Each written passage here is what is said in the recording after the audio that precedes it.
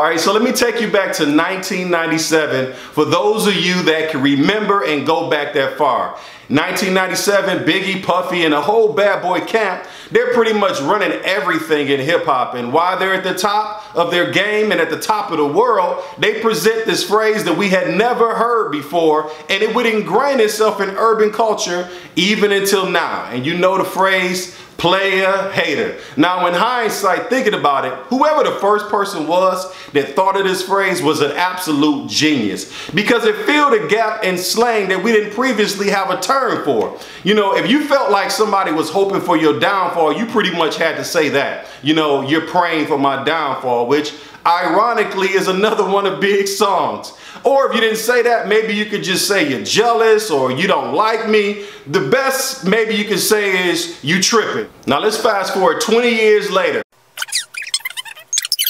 We have completely dropped the player and just kept the hater, which makes a lot of sense, because if I call you a player hater, it kind of insinuates that I think I'm a player. Maybe I don't feel like I'm a player, but I definitely feel like you are a hater. So hater is a little bit more versatile. Anybody can feel comfortable in using it. And when I say anybody, I mean anybody. We've all seen it before. Oh, you don't like my post on IG, so guess what? You're a hater. Homeless people are calling people haters. Walking around with this sign, and you gonna act like you don't see me with this sign asking for money? That's only because you a hater. Kids are being called haters by their parents. Y'all don't want to eat those vegetables that I cook? Y'all some haters. Man, everybody is tossing around this phrase so freely nowadays. Teachers are calling kids haters. Kids are calling their parents haters. Parents are calling their supervisors haters.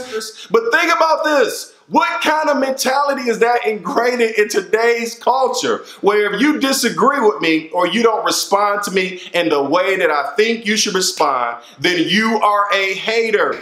You hate me. Hate, not disagree, but hate. What kind of world are we creating where you no longer have the right to disagree with somebody? Proverbs 18:17 says, the first speech in a court case is always convincing until cross-examination starts.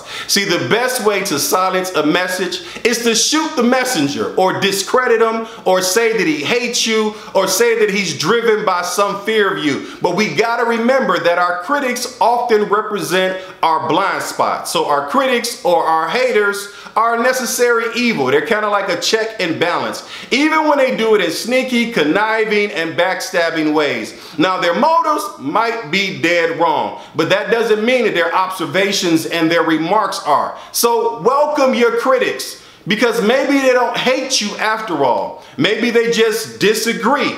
Besides, a critique taken in stride can lead to a better you. This is Damon of Simplefolk Network. Follow us on Twitter at simplefolk.net or follow us on Facebook at Simplefolk Network. If you're in the Birmingham area, I encourage you to come join our discipleship groups. Coming up soon, you can learn out more about that at www.simplefolk.net. Thanks very much. Thanks for listening to this video, and thanks for sharing with your friends.